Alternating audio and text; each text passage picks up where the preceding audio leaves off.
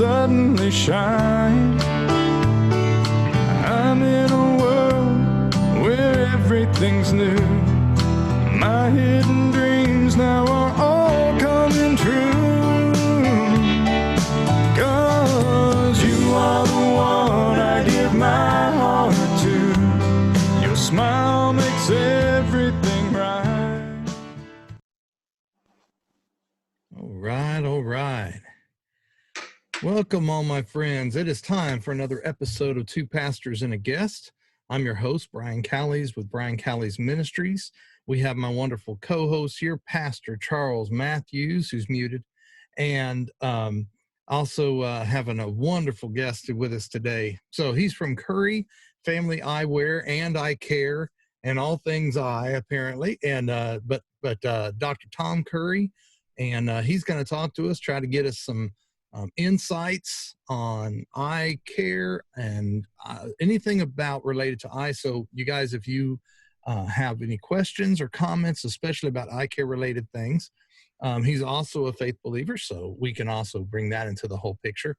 And but if you have any questions or comments, make sure you like the page and make sure you come down here and make a comment or two or make a question to Dr. Currey, and we will bring it up during the show. So welcome, well, first, welcome, Charles. What do you say, brother? Welcome, brother. Thank you, brother. Thank you. It's a blessing to be here. You know, as I always say, it's a blessing to be in the land of the dying, working our way to the land of the living. Now, listen, you go. Yes. You go. Yes. And then our wonderful guest, Dr. Tom Currey. How are you, Dr. Currey? Thankful for each day, Brian, and thank you for having me, and for my friend Charles for inviting me. And it's good to have a nice friend like him. Yes.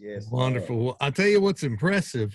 I'm going to out you just a little bit, because about the premise of our show today, or at any time, our motto is keeping it real. So our goal is to try to be honest with the audience and with each other.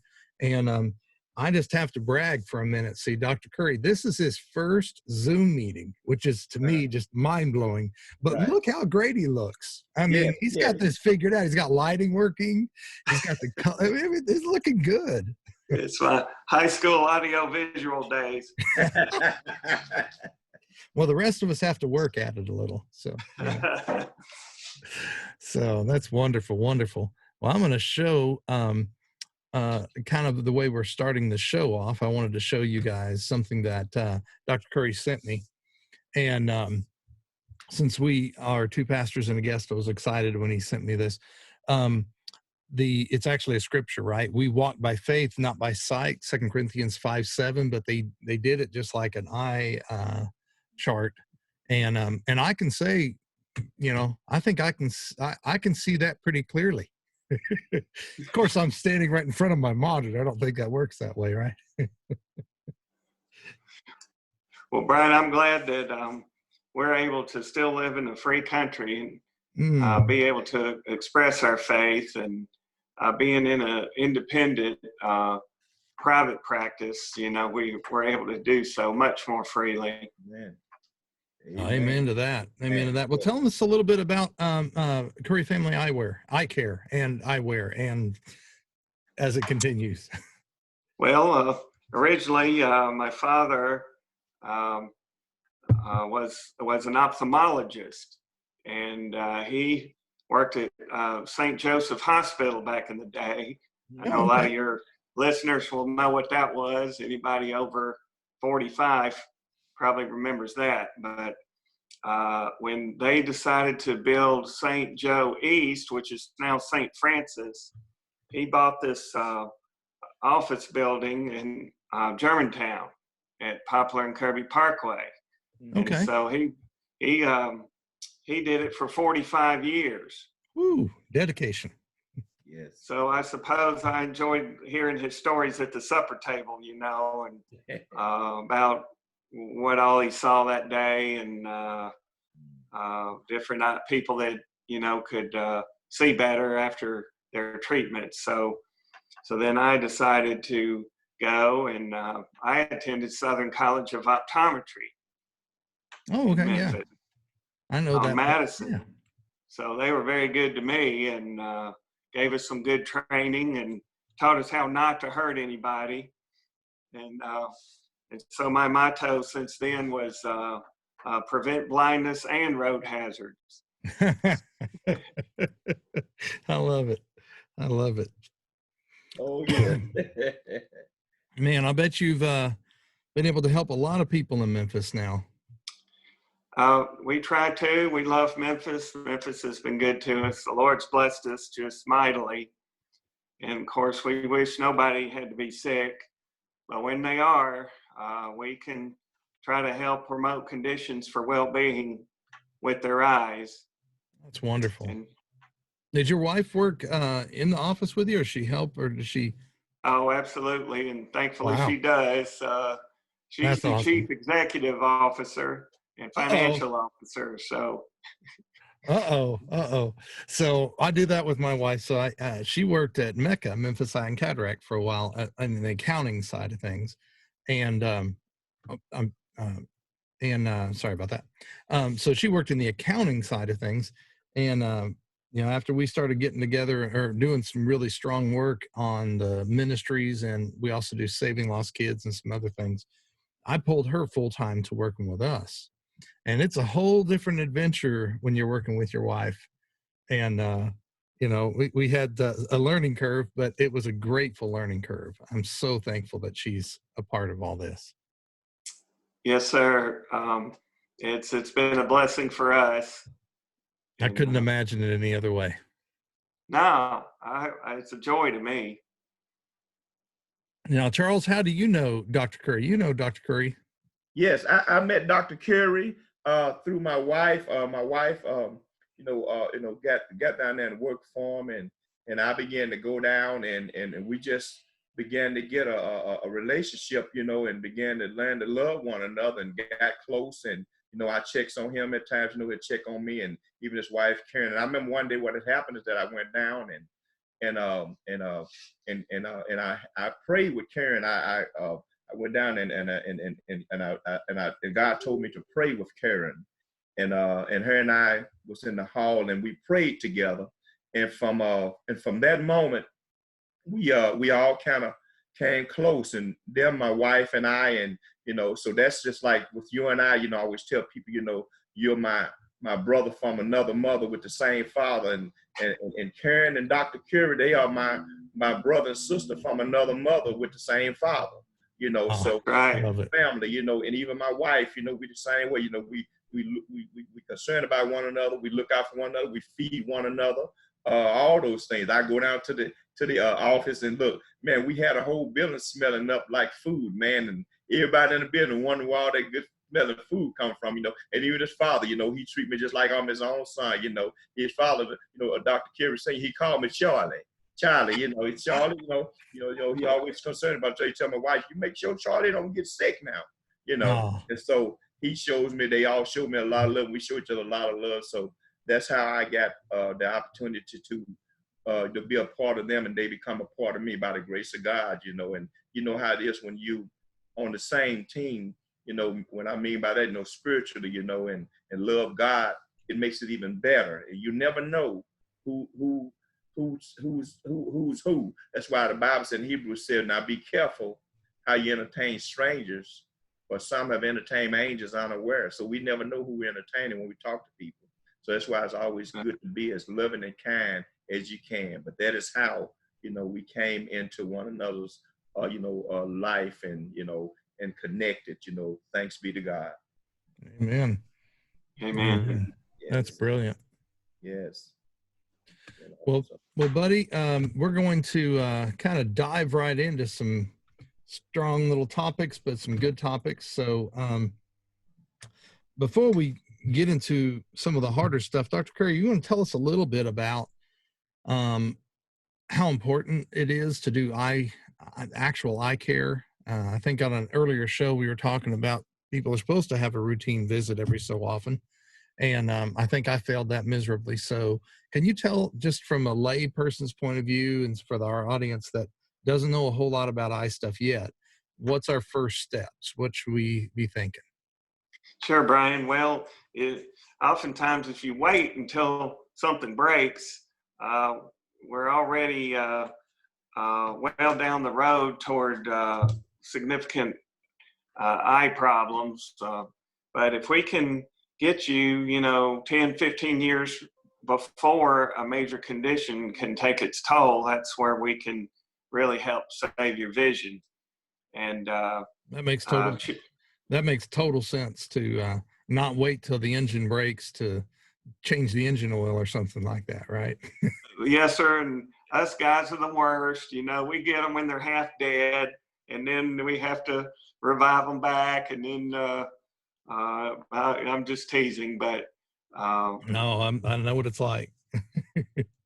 And I'm glad we can have fun with most of our folks. We are primary care, so a lot of the things we see aren't quite as serious, and so we can usually watch people as they age and then get them to the proper tertiary care professionals if they need a cataract surgery or glaucoma. But if we can discover that 20 years before significant nerve damage takes place, we can really help. Plus, if you have Junior in an expensive school and he can't see the board, well, you're not getting your tuition dollars worth. Oftentimes, we can just do a simple correction of their focus and then get them seeing efficiently with less strain and headache.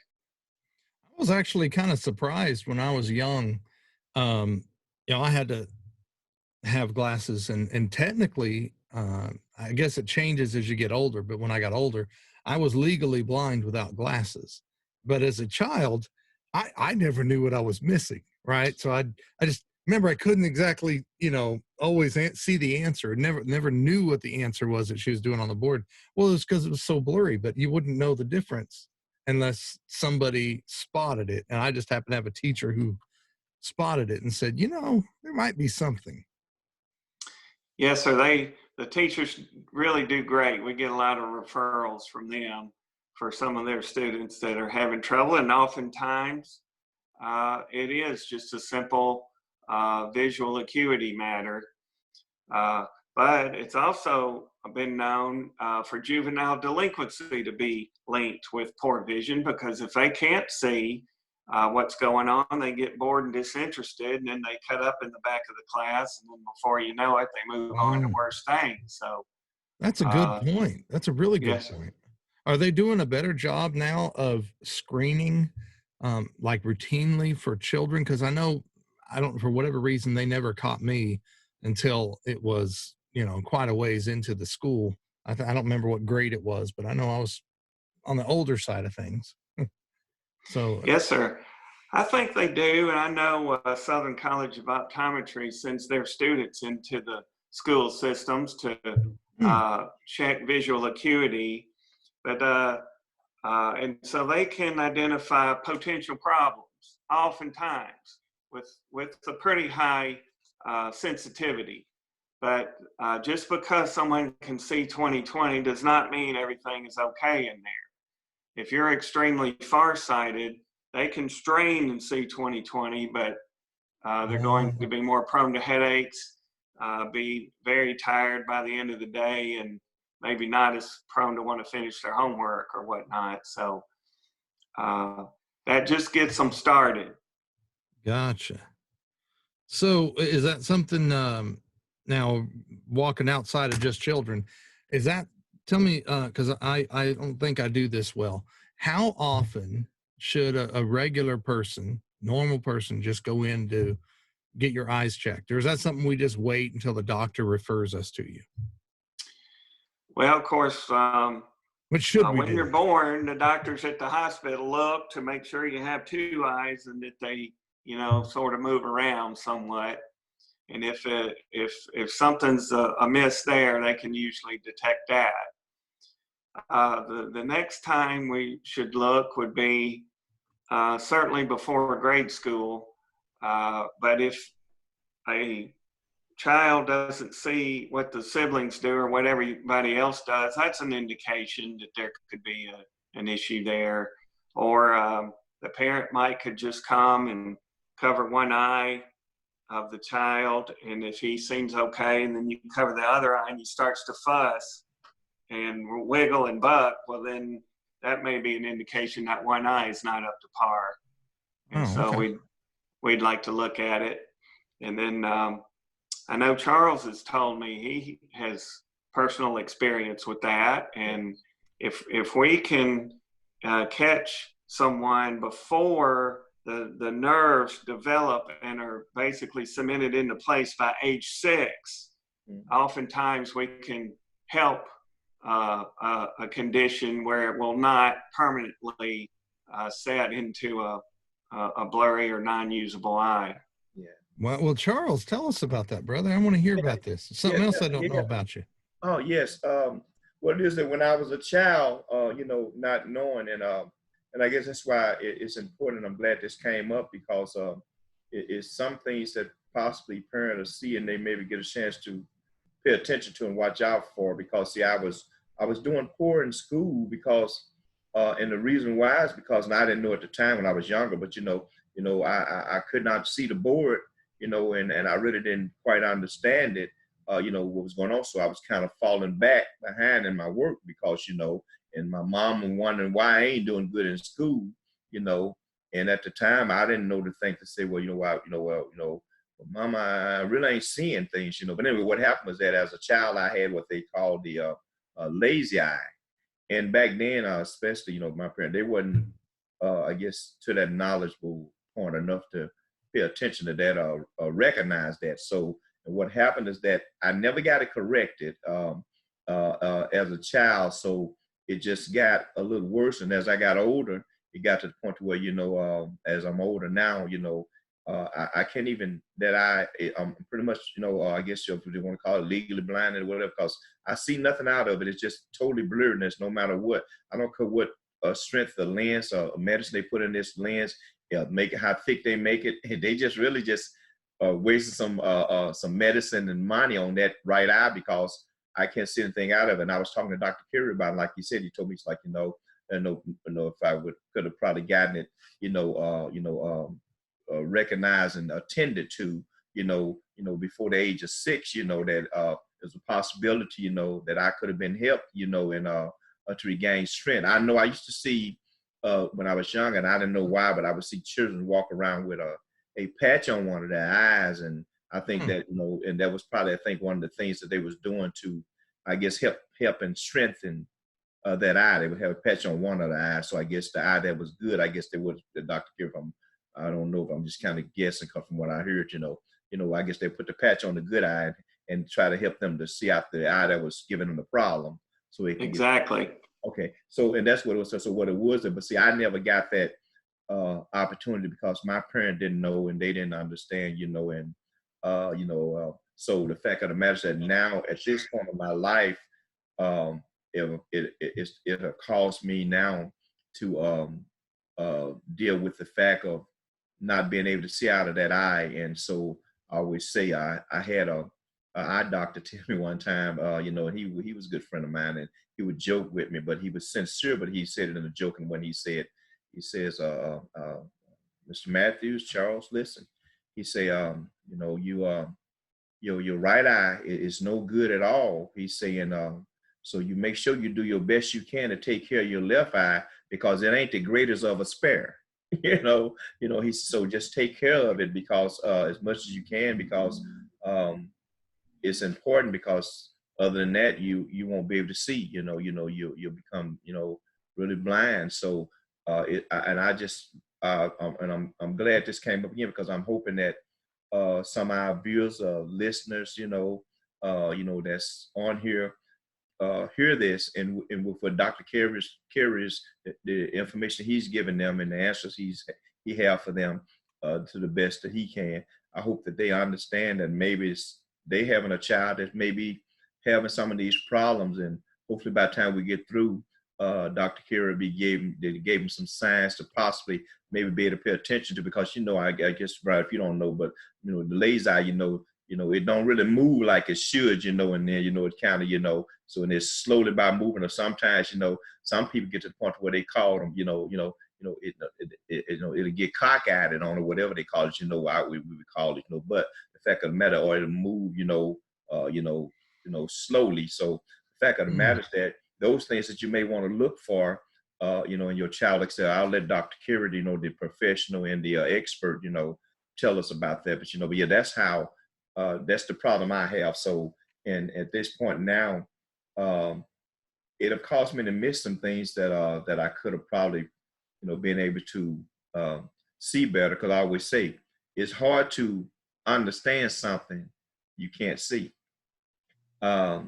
Yeah. So, well, Dr. Curry, so were you able to help Charles in that situation, or is it a little bit late in the ball game to do much? That's a little past time when those nerves have already developed to the extent that they're going to. Gotcha. And but it's stories like his that makes me want to get up every day and go in and try to find folks like that we can help. Now, some of them you can't, but we at least promote the conditions for healing, and a lot of them will just come right along nicely. And the child doesn't know even how you're supposed to see, and he just thinks everybody sees that way because they do. And so I would say if the parent is concerned, or if they notice anything that didn't happen to any of the other children, then just let someone take a look. There's a lot of good programs like Infant C, a lot of participating doctors. You can take the child, they'll look at them at no charge whatsoever. And really? Now, how do we get, so give me that again one more time for the viewing audience here. Infant C is infant, one word, SEE. And it's started by one of my professors, Dr. Glenn Steele at Southern College of Optometry. And so he's developed a network over the state where volunteers will agree to see newborns and, less than 1-year-olds. Well, y'all heard that right. So directly from the horse's mouth, not that I'm calling you a horse, Dr. Curry suggests that we definitely want to think about the child. So if you're a mother and you are a father, and younger ones, when you try to attack the problem when they're young, it will tremendously help so that they don't have to wait and maybe get some kind of damage or something that might happen that you can't fix later. So you want to try to address it on the front end, on the early side, on the, kind of like what we do with Saving Lost Kids, Charles. We always work on the front side and the early side rather than wait till the bad things happen. So, so thank you for that. And so you don't, and now with these other programs like, what'd you call that again? Forgive me. Sites. Infant C. Infant C. See, we don't even have an excuse now. So we already got another alternative. All right. So let me talk about another question. So I got a lot of questions that were asked to me before we ended up meeting with you, and so that I can have a laundry list of things. So Dr. Curry, feel free to bring up something on your own, but if not, I'm just going to keep asking and leading out some topics. All right. I can answer any question, and some may be, I don't know. And if you guys are available and you're online and you're watching us on Facebook Live, make sure you hit the type a little comment and ask a question directly to Dr. Curry. We'd love to have you. So the next question is vitamins and what are here, fish oils and that kind of stuff. Is that really hocus pocus, or is that really a good thing? Is that an important thing? What do you think? It's a very good thing, especially the people with macular degeneration. They need the beta carotenes that they can pack into some of these vitamins. And if you had to get enough lutein and zeaxanthine to counteract the macular degeneration, you'd have to eat 22 commercially produced carrots per day to get those amount of nutrients naturally. Wow. Plus, with the poor soil conditions they've had since the 1940s, it would be exceedingly difficult to eat store-bought carrots and get the good enough nutrition that Grandma said was good for your eyes. So you want to definitely get beta carotene. Is that what you said? Right. And so some of the best ones we've seen are the Bausch & Lomb Preservision. And Paul Harvey used to advertise for them, but that's one that really does work.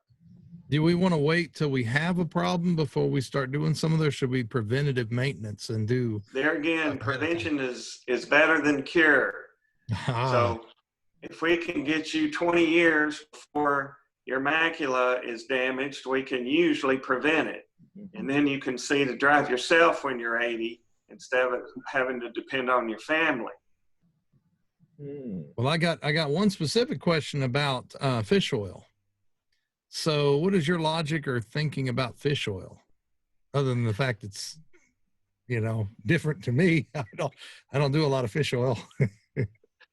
Yes, sir. But I started taking it some in the winter to help produce more oil in your skin.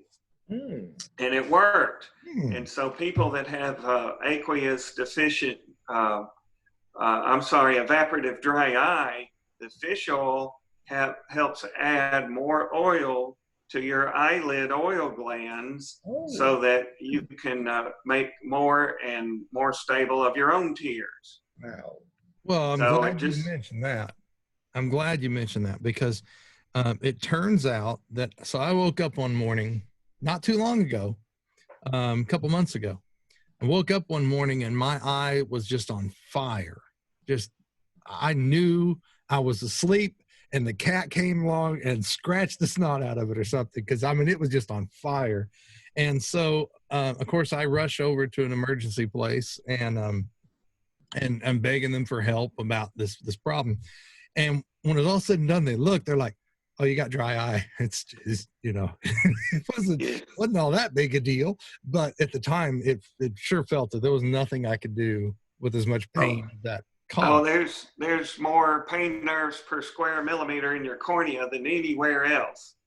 So a little problem with that can get your full attention. Oh yeah. So at the time they were recommending, you know, I could do some drops, and I think that was an immediate type of fix. You know, eventually it would be better, but I think they were encouraging me to start taking drops at night. And I'm wondering, is it a better solution then, or another solution than to think about what you were saying about doing the fish oil? Well, it depends. Are you running the ceiling fan at night?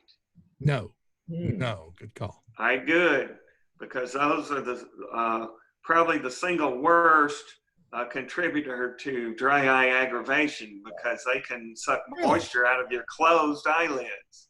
Wow. Even when you're closed, it'll dry out your eyes. Wow. Okay. They often do. We see it every week. I'll be darned. Okay, good. So good. if you can at least block the fan getting to your eye, that'll help some. Okay. But the oil will just get in your system and have time to get in the oil glands so that they'll be good and active the next day. Well, that's great. I never really had a perpetual problem with it, but I heard that somebody was telling me about, there's a mechanical fix they can do for that sometimes. I don't know much about it, but is there something they can do to help fix that, or do we just keep doing the drops and now I'm going to start doing fish oil and that kind of stuff? Well, certainly the drops and over-the-counter products, they can be very effective, but you have to use them sometimes fairly often. Yeah. And it can depend on your environment, and sometimes if medicines that you take dry your skin and mouth, they can also dry your eye.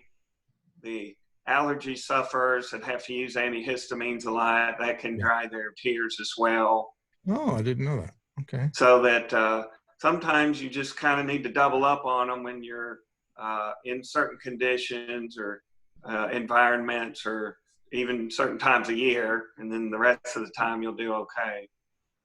Gotcha.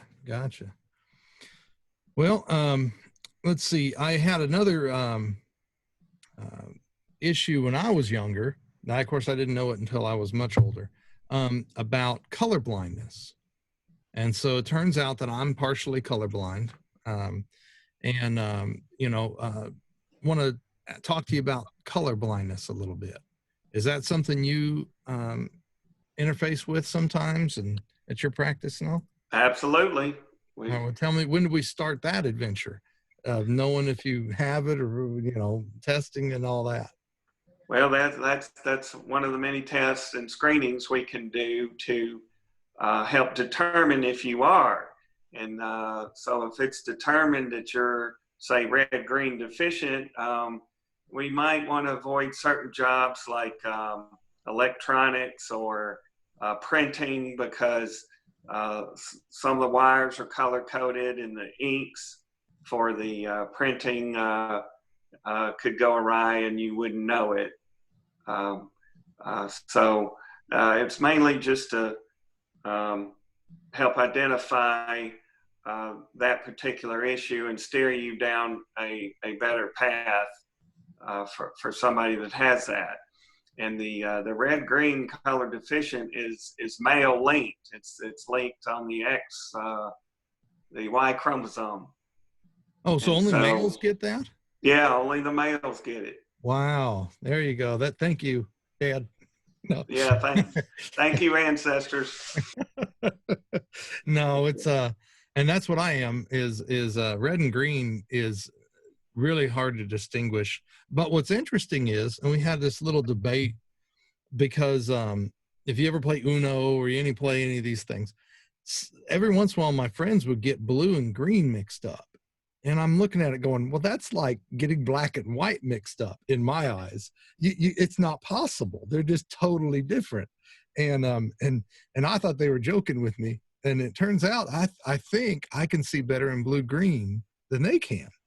I don't, and they're normal. Or when I say normal, they don't have a color blindness issue. So, so I always wonder if that's something. Well, it's one, it makes you wonder about that. Now, we used to play with Karen's aunt and uncle that were quite elderly, and sometimes they could not tell the difference because the greens and blues, but they had advanced cataracts, and they were filtering those colors and making them indistinguishable. And that's one of the things that happens. Well, you just led us into the next topic, but before we hit that, is color blindness fixable? Well, not at this time. Now, with this new CRISPR gene technology, they may be able to go in and re-engineer that. But at this time, that's one of these birth conditions that you're just born with, and there's really no way to change it after you're born. What about the funny glasses that people are trying to talk me into as an adult, you know? Well, those are trying to increase your contrast so you can tell the difference better. And they can work under certain conditions, and we do recommend them on occasion. Okay. Well, I think you just walked us right into our next topic, which is, to me, one of the most popular things that I hear about when people have eye issues is cataracts, or Cadillacs, from what I hear they're called. Cadillacs. So can you tell us? Just get a Lincoln. Yeah, real quickly what a cataract is, and I've got a couple images, and I don't know if the audience can see this, so I'm going to go ahead and put this up and let the audience see a couple of these pictures. And can you, if you can see that, can you see that, Dr. Currey? Yes, I can. Can you explain what this is and what we're looking at? That was taken with my iPhone in the office through a magnification light. And so we are shining this light so that you can see an opacity inside the pupil. So just to the right of that light, in the middle of that orange zone, that's it right there. Wow. That is So that's a cataract right there in that. I see. Well, it's a type of one, and it's a matter of degree. So we can have mild, moderate, or severe. I'm going to attempt to do something. This right here? Yeah, that's it. That's the pupil. That's the pupil. So where's the cataract? Right, it's that cloudy line. You see it, Brian? It's in between the light beam and the circle he drew. See that? Right in the middle. Yeah, right there. Yeah, that right there. That right there. Yeah, wow. Oh, you guys see my mouse. Okay, right. Yeah, yeah. Okay, so that's the cataract. Okay. Yeah. Wow. And that's relatively mild. They can still drive, and it's not totally eclipsing their vision at this time. Okay. But it was causing them glare. It was their worst complaint, as I recall. Now, is that only something that happens on when you get older, or is that No. can happen when you're young? Well, some kids are born with them, and so that would be a congenital cataract. Really? But Huh. usually they slowly progress over time. It takes decades for them to develop naturally. Okay. And I got a question from Brian also. What about Dr. K? What about glaucoma? Now that is typically an inherited condition where the person has higher internal eye pressure. Hmm. And so Is it's that like what having glaucoma too much. means? Is that what glaucoma means? Is that you have a eye pressure thing? Well, it's nerve damage from the high eye pressure. Oh. And the nerve damage is the natural cause of tunnel vision, Man. what they would call tunnel vision. Wow. Is that something so you can tell you Yes. when you have that problem is how you know that they have glaucoma, or how do they determine that you have an issue? Well, your high eye pressure, we say that leads the parade for nerve damage. So when people come in, we check their internal eye pressure to make sure it's not too much for that reason. And Oh, then that's the reason you do the little the puffer test thingy, or the little deal that touches your eyeball. that's exactly why. Oh, I see. Wow. And so Oh. they're screening you in effect for high eye pressure. And Okay. the higher your eye pressure, the more at risk your nerves are to become damaged and eventually lead to tunnel vision. So what do we do to prevent that? Yeah. Well, if we catch it early enough, Yeah. there's plenty of drop medicines that can lower that internal eye pressure down to a normal level, and it'll stop the progression at whatever level we found it at. But true glaucoma nerve damage is permanent. Wow. So Again, you want to catch it on the front end, of course. that's right. So if you come in with the tunnel vision already, well, there's no reversing that. Wow. That's terrible. I'm sorry, Charles. Did I cut you off, buddy? No. You asked the question. I was pretty much getting that. So I hear is that related to diabetes or high blood pressure or something?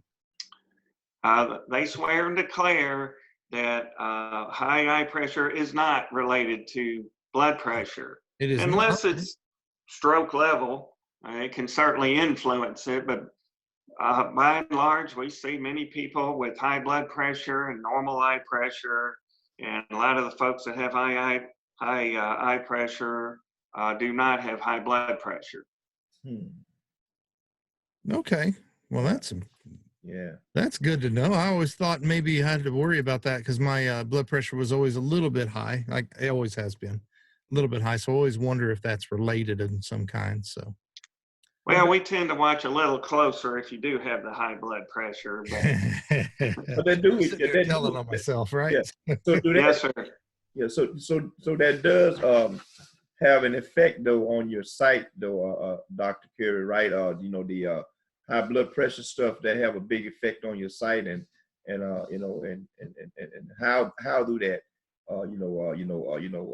work with the affecting of your sight? Well, it mainly affects the arteries and veins in your eye. Okay. And so if they have years and decades of high pressure on them, it affects the proper functioning of those vessels. And that's what causes your eye to be affected from high blood pressure. Wow. Now, diabetes can actually cause the blood vessels to break. Wow. And that's essentially a miniature stroke. And if you get too many of those in your eye, the blood leaking in there will tend to tear up whatever it leaks out next to. And so that's why it's advisable to monitor and regulate your blood sugar and not let it stay too high for too long, because it aggravates many other things. In fact, it does the same thing in your kidneys, and then that's when you would have to go on dialysis. Wow. Oh, okay. I see. Wow. So you have to keep up with a few things, especially when you get older too, that you have to keep up with some of those things. Oh, it's a miracle that things work on a good day. Well, I'm going to take just a quick break here for our charity spotlight. And let's see if I can't get that. There you go. So our charity spotlight for today is Saving Lost Kids. Saving Lost Kids' focus is on missing, exploited, and sex trafficking of children. It's the one that Charles and I both support and work at and do some great things, trying to work with those groups. What our goal is try to stop children from going missing, exploited, sex trafficking by educating them, doing awareness, prevention, teachings, and stuff like that. I have a little thing that I wanted to show you here. This is one of our teaching items or handouts that we normally work off of at some of our events. And this one specifically we got from NETMEC, and National Center for Missing Exploited Children. They do a great job of providing some of those teaching materials. And so if you can see here just real quickly, there are 4 steps to rules, let's say, of how we can keep kids safer. The first one is the number one that we teach. I'll just teach you guys this right now. Very simple. It's called check first. Check first simply means before a child is allowed to go with a stranger, help a stranger, talk to strangers, hang out with strangers, all that kind of stuff, they have to check with a parent, teacher, mom, brother, whoever's looking out for them, whoever's the adult that's in charge. You have to check with that guardian first to make sure it's okay. And that does 2 things. Number one, the parent or guardian or whoever's looking over for the child, the teacher, should be smart enough to realize if this is a more dangerous situation, a lot better than the child would be. The child's usually easily conned and duped. And so if we can teach them to do this rule, it does 2 things. Number one, gets them another set of eyes on the problem that's older and a little wiser, but it also gets that, whoever that person is, it's that stranger, it also, the guardian, the adult, the parent gets to see who that is, gets to see what they look like, what the car they're driving or whatever. And that just changes the whole rule for us. So if we can get that rule to get across, it would tremendously help. So there's our teaching moment. And again, our charity is Saving Lost Kids. You can check us out, savinglostkids.org, savinglostkids.org, or call 800-308-0607. We'd love to have you as a volunteer and donation. So we're a nonprofit. So we just do all our work off of donors like yourself. So if you really want to make a huge impact on safety of children, please check out Saving Lost Kids. Your sponsors also. Yes, definitely. So let's get back to the show. You're watching 2 Pastors and a Guest. I'm your host, Brian Callies with Callies Ministries. My awesome co-host here is Pastor Charles Matthews. And then we have a wonderful, wonderful guest today. So Tom Currey, Dr. Tom Currey from Currey Family Eyewear and Eye Care. And he's talking about everything about eyes, how to prevent stuff from happening, because it's a whole lot better to catch it on the front end than the back end, kind of like what we do with the kids.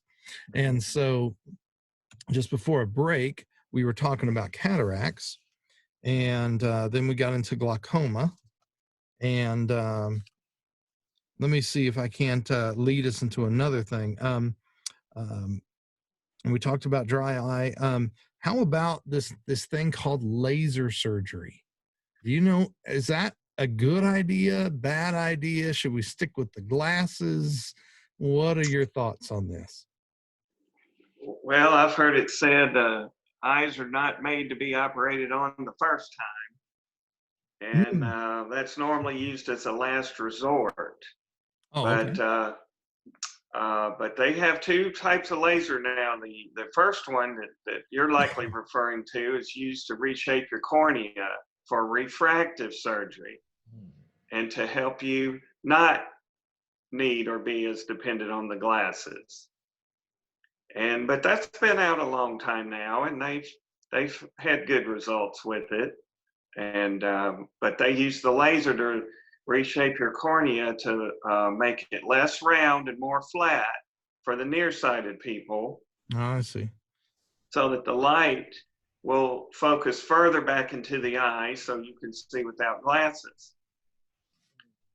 And that's okay if you're willing to go put your eye under a laser and have it reshaped in that manner.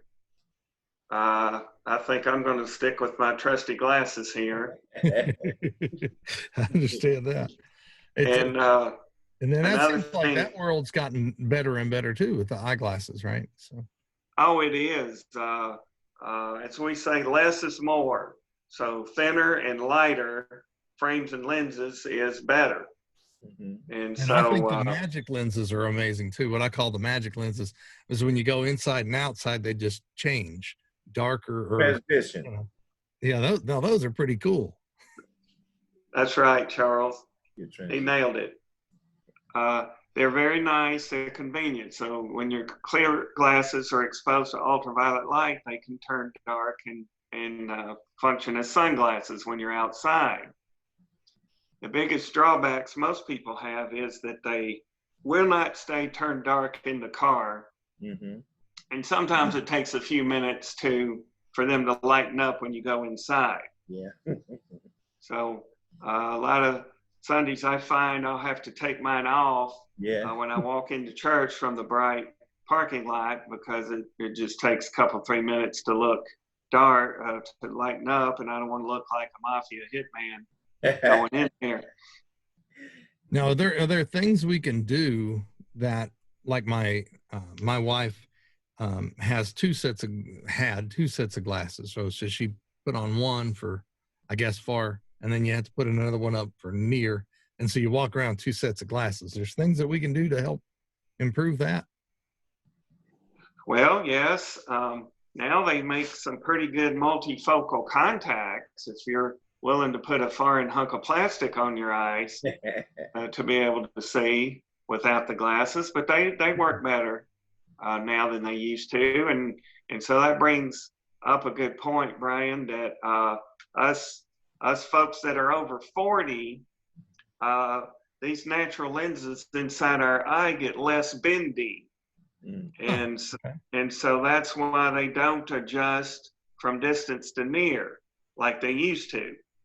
And so if you go and get the LASIK and have your eyes reshaped to recalibrate your focus for far away, well, then you have to put on reading glasses to be able to see up close. And that, a lot of people, that's the way they were made. They're nearsighted, or the British call it short-sighted. So they just trade their up close vision for far away, and they still need the glasses to read. Wow.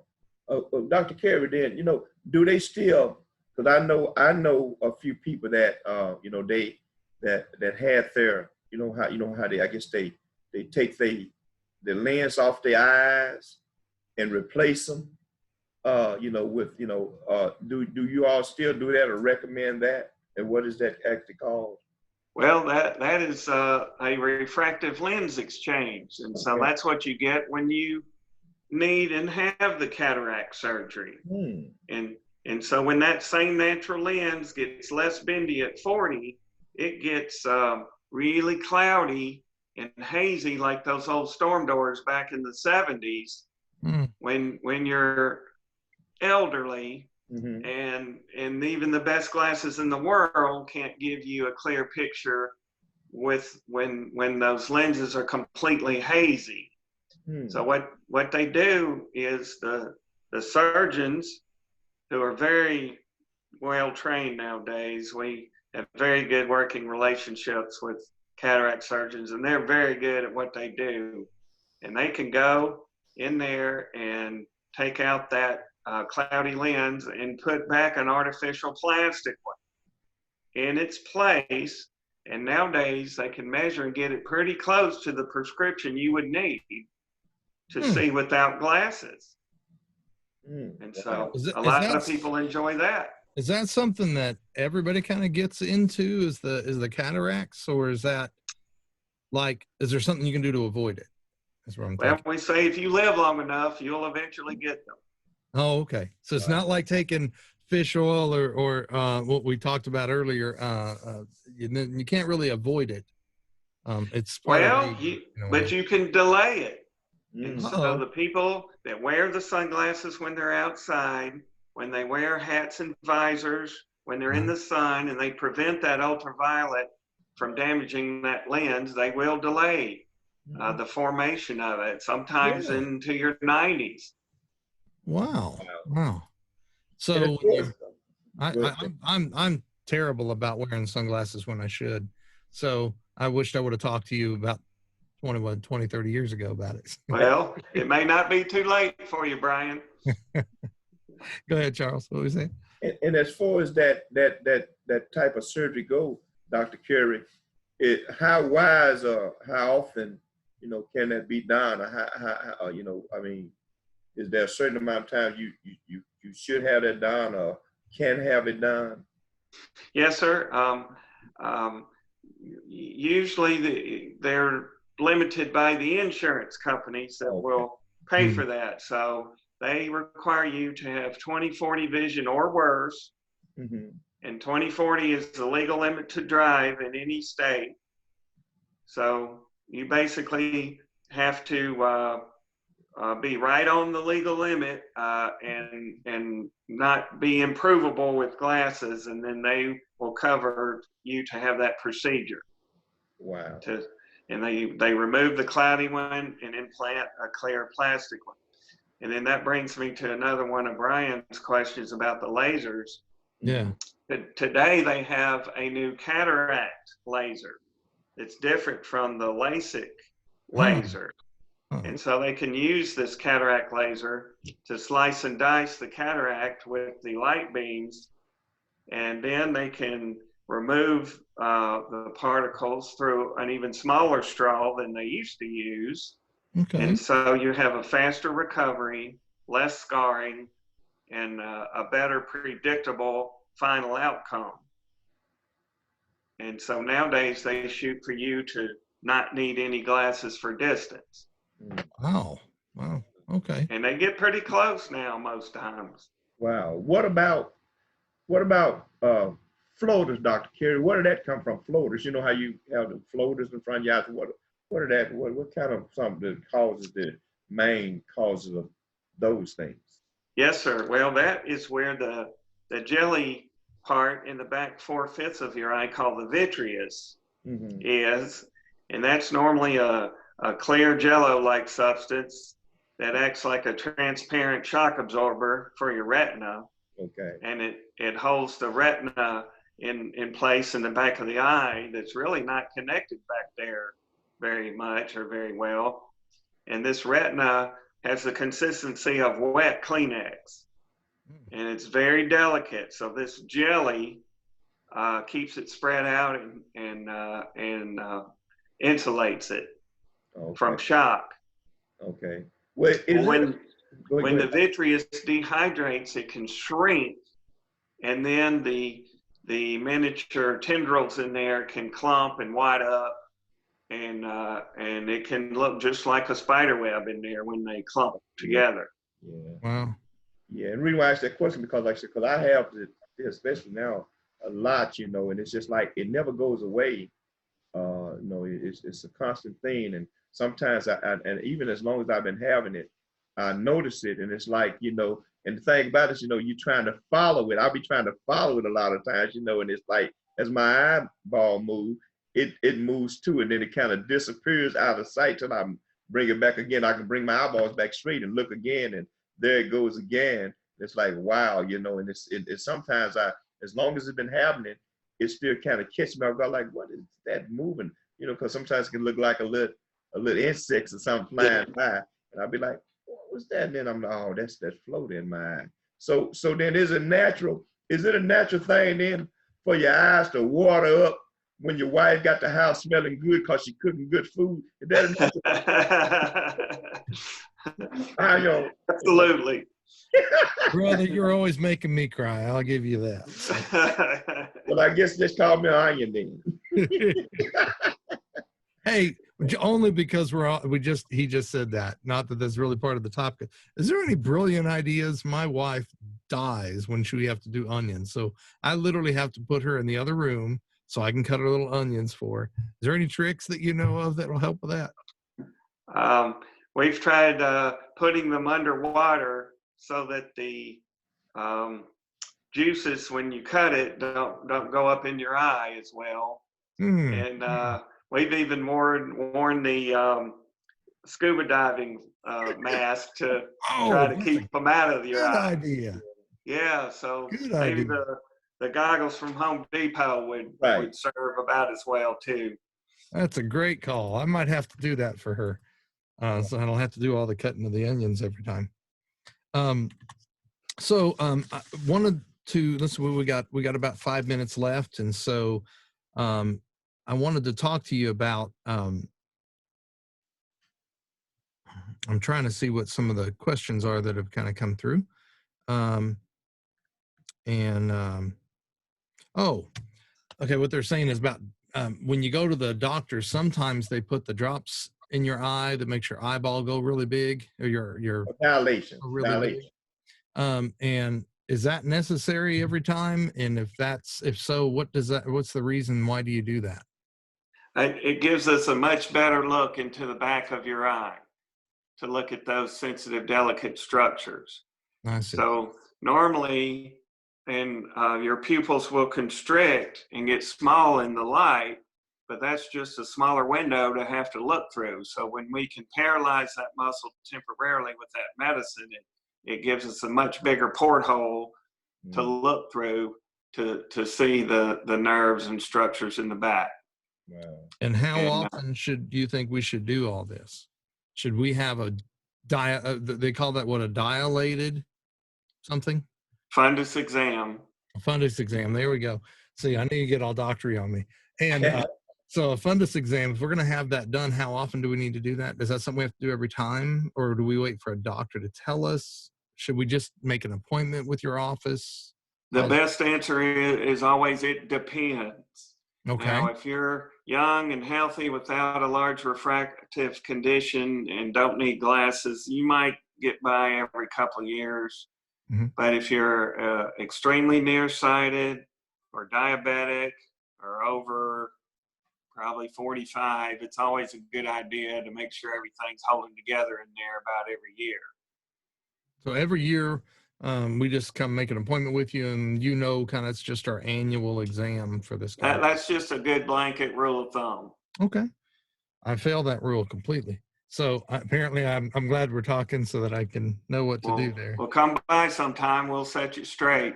Tell us a little bit about where that is. Tell us where you're located and maybe your phone number and how to get in contact with 1900 Currey Parkway, 754-0930.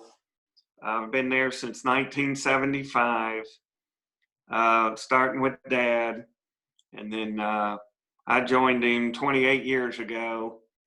And we got to work together about 10 years until he reached retirement, and basically his rheumatoid retired him.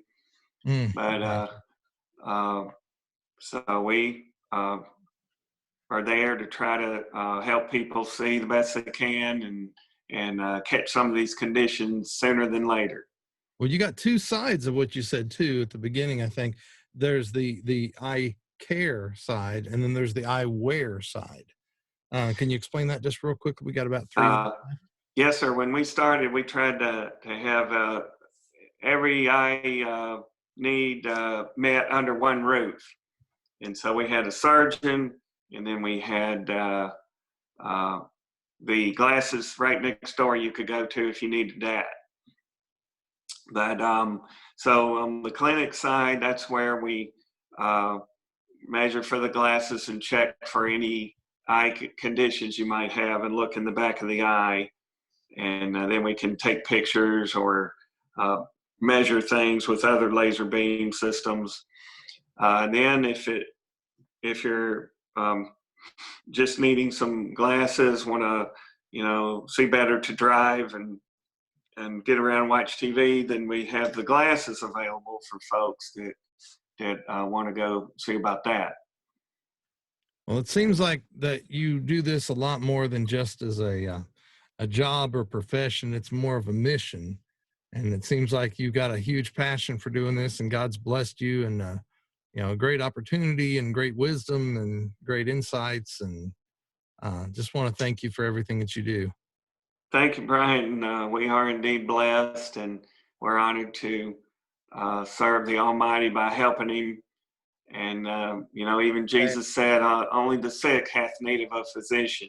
Yes. Yeah. So we try to help in that regard. So are you guys kind of where we can come back? I know it's not back to normal, like with all the COVID thing, we have to stay home. Are we allowed to start making appointments again and coming in and all that? Or? Yes, sir. We are now as of this week.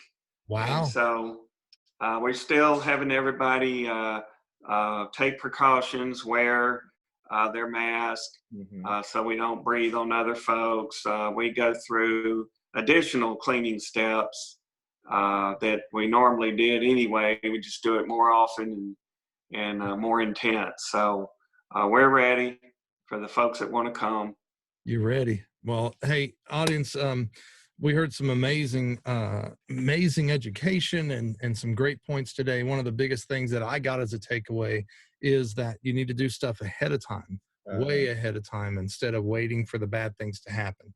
So I look at it kind of like a car. Don't wait till your engine breaks and you have to go get your engine replaced, and you can't always replace your eyes. So go get your oil change done. Go do the little things that'll prevent bad things from happening later on. Dr. Curry, thank you so much. Currey Family Eyewear and Family Eye Care, amazing group. Y'all need to check them out. There's also some opportunity for especially for moms and we have children.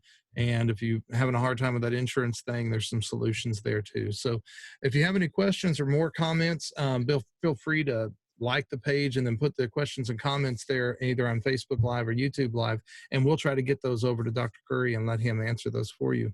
Pastor Charles, brother, another wonderful time with you, man. Yes. And I can see you got something on your face, hanging on your face. Yeah, just probably been provided by that man right there. Down, Looks good. Well, bless you all. Thank you all for joining us at Two Pastors and a Guest. We will see you tomorrow at 7:00 right here on Facebook Live, YouTube Live, and y'all have a blessed night. Amen. Praise Thank you. I wanna build my life around you. I can't let you out of my sight. It's like my life has just begun. No more maybe. 'Cause baby, you are the one.